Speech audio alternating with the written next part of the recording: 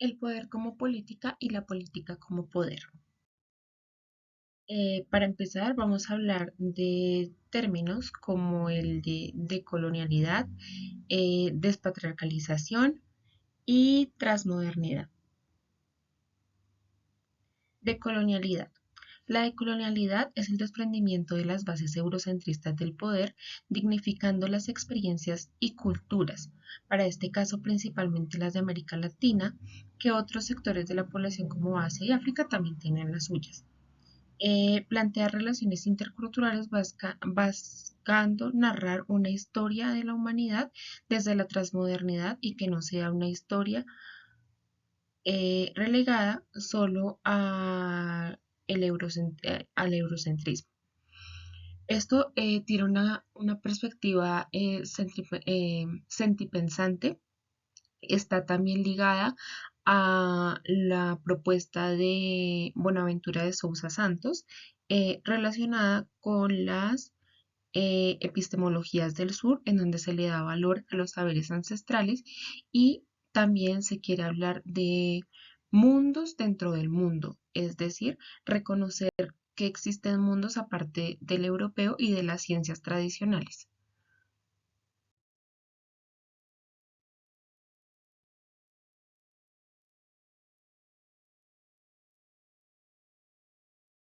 Las características de la decolonialidad.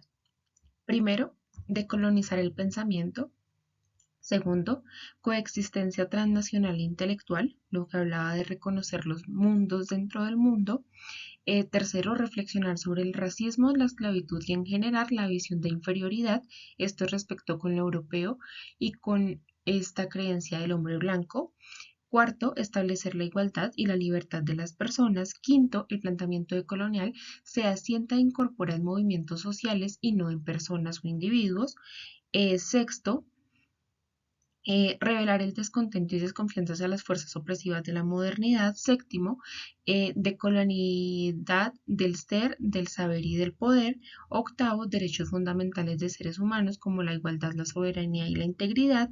Noveno, la decolonialidad se plantea como la posibilidad hacia un ser, existir y pensar distintos, hacia una vida más humana. Noveno, alternativas justas y comprometidas éticamente con la paz y la dignidad de los pueblos del mundo.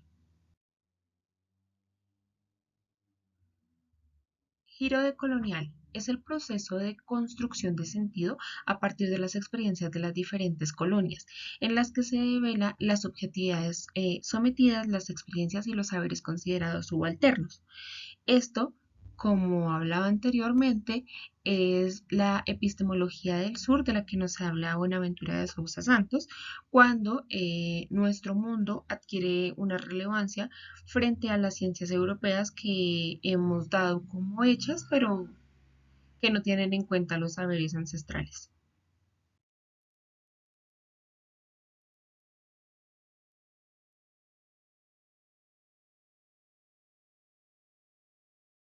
Elementos de la colonialidad que se buscan cambiar. Se busca cambiar la colonialidad del poder, la colonialidad del saber y la colonialidad del ser. En cuanto a la colonialidad del poder, tenemos, según Quijano, que el poder es el espacio y la malla de relaciones sociales de explotación, dominación y conflicto. Dicho poder se mantiene a través del control de los ámbitos de la existencia social, el control de la naturaleza y sus recursos, el sexo y sus sistemas de reproducción, el conocimiento y la autoridad, además con el planteamiento de la identidad racial y las relaciones de género. La identidad racial está dividida entre dominantes, superiores y europeos, lo que hablábamos del hombre blanco, y dominados, inferiores no europeos, caracterizados por el color de piel, signo de atraso, explotación y condiciones no democráticas. Y la segunda, con relaciones de género, superioridad del hombre sobre las mujeres, entendida esta superioridad del hombre como quien posee la racionalidad y no de libertad, y a las mujeres consideradas como mercancías y signo de servidumbre. Colonialidad del saber. Despojo de saberes intelectuales que se caracteriza por la construcción de una historia universal desde 1992, narrada por los europeos vistos como superiores, blancos y civilizados, creando una narrativa que ciega conocimiento de esta parte del mundo y que es deslocalizado. Y colonialidad del ser, que es en cuanto a la colonial, se considera al hombre blanco europeo como criatura superior que interviene y manipula y controla los acontecimientos de la Tierra, en la que otras formas de poder se consideran arcaicas, primitivas, inferiores y de premodernas, y en la que se justifica en la raza el criterio para condenar, agredir o violar comportamientos de los sujetos racializados. Transmodernidad es el retorno a la conciencia de la gran mayoría de la humanidad. Busca el reconocimiento de las prácticas cognitivas de los pueblos oprimidos históricamente por el colonialismo o por el eurocentrismo. En él se busca el conocimiento ancestral y el conocimiento de los indígenas. Características de la transmodernidad. Busca la identidad latinoamericana, reclamando su lugar dentro de la narrativa de la modernidad, quiere dignificar las experiencias de América Latina, quiere excluir la misoginia y el racismo de la desigualdad. Cuarto, busca reconocer el conocimiento y la cultura de las poblaciones subalternizadas y despreciadas por la mirada europea. Quinto, se esfuerza por reconstruir la integridad de la identidad histórica de América Latina. Sexto, por un proyecto filosófico que contribuye a la liberación de la sociedad. Séptimo, se alza como gesto de afirmación y reconocimiento de la riqueza multicultural. Octavo, condensa aspectos que van más allá del europeo. Y noveno, tiene esencia transversal entre culturas. Despatriarcalización. Busca visibilizar el papel de la mujer en los ámbitos sociales, políticos y económicos, de manera que deje de ser vista como el miembro que merece protección y que su único lugar es el hogar y su única función la crianza de los hijos. Para el caso de El Salvador, primero tenemos que identificar los procesos de colonialidad que se han dado en el país objeto de estudio. Uno de los procesos de colonialidad es uno que desarrolla Fundes y RAM, que se basa en la soberanía alimentaria a partir de la ancestralidad para el desarrollo sustentable y sostenible. Mm,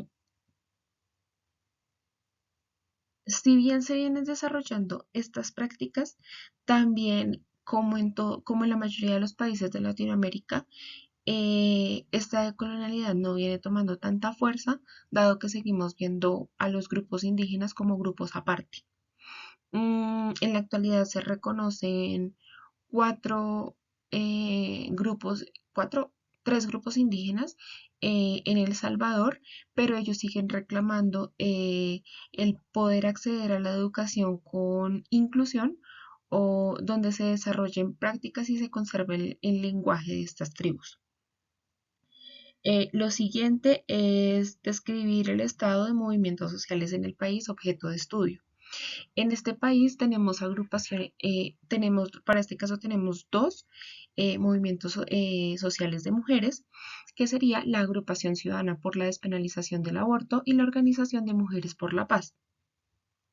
Para el primer caso, y teniendo en cuenta que tenemos que hablar del estado de los movimientos sociales, podemos hablar del primero, mm, como que no ha tenido mucho avance. El Salvador sigue teniendo unas políticas muy fuertes contra el aborto, eh, sigue estando muy ligado a los saberes y a las creencias de la iglesia. De hecho, las leyes son tan fuertes que muchas veces los abortos no deseados son condenados como abortos inducidos. Y para la Organización de las Mujeres por la Paz, ellas intervinieron mucho en los tratados del Acuerdo de Paz, con lo que han traído y han influido en la sociedad salvadoreña con la inclusión de las mujeres en el poder, en la sociedad y en el ámbito educativo. Para describir este proceso de despatriarcalización, debemos tener en cuenta el aborto, que es uno de los temas más relevantes en tema eh, de mujer y de querernos separar de esta postura del hombre como el dominante, y vemos que hay atrasos en esto. El no aprobar el aborto es prueba de ello porque los hombres siguen siendo quienes deciden sobre el cuerpo de las mujeres.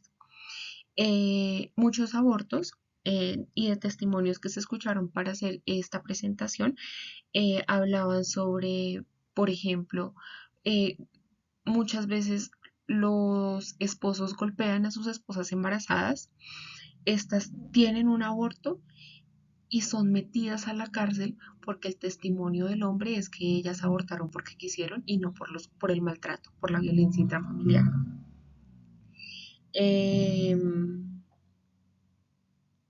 En el sistema político, económico y social, pues vemos que siguen teniendo mayor relevancia los hombres, aunque las mujeres tienen participación, pero esta sigue siendo muy mínima. Y por último, es que sí considero relevante la transmodernidad para comprender las nuevas demandas del sistema político. Sí considero importante la transmodernidad porque esto nos da un papel en el mundo, porque deja de lado un poco las prácticas eurocentristas y de las ciencias que comúnmente han sido conocidas para permitir dar paso a saberes ancestrales como el de las comunidades que se han ido perdiendo y de las que aún tienen miedo de perder su lenguaje y sus creencias y tradiciones. Sería muy importante para El Salvador. Es bueno que lo estén implementando en la soberanía alimentaria, pero falta aún más en las tradiciones sociales y en la política.